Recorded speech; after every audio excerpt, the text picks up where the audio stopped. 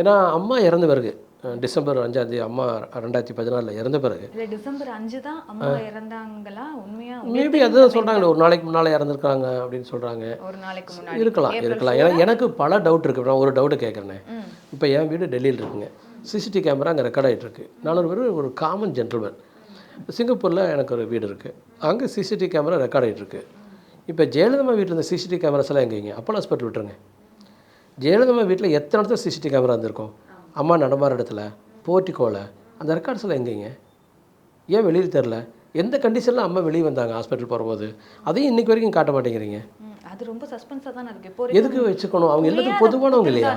அவங்க எல்லாத்துக்கும் பொதுவானவங்க இல்லையா? அவங்க தமிழ்நாடு சீஃப் மினிஸ்டராக இருக்கும்போதே சாகிறாங்க. அது ஒரு சைடில். இன்னொரு சைடில் ஒரு 1.5 கோடி பேர் தொண்டர்கள் உள்ள ஒரு கட்சியுடைய தலைவியினுடைய மரணத்தில் அவங்க ஹாஸ்பிட்டல்லேருந்து எந்த கண்டிஷனில் வெளியே வந்தாங்கன்னு ஏன் அதை டிவியில் ஒளிபரப்பிடக்கூடாது? ஏன் வெளியில் ஜனங்களுக்குலாம் காட்டிக்கூடாது? இன்றைக்கி மொபைல் ஃபோன் அதை நான் சேவ் பண்ணி வச்சிருந்தேன்னா அடிக்கடி அதை எடுத்து அம்மா எடுத்து பார்ப்பேன்ல, அடனா அம்மா இந்த கண்டிஷனில் இருந்தாங்களான்னு. நமக்கு யாருக்குமே தெரியலையே. இது யார் செஞ்சிருந்தாலும் சரிங்க, அவங்க பரம்பரையாக அழிஞ்சு போயிடும்.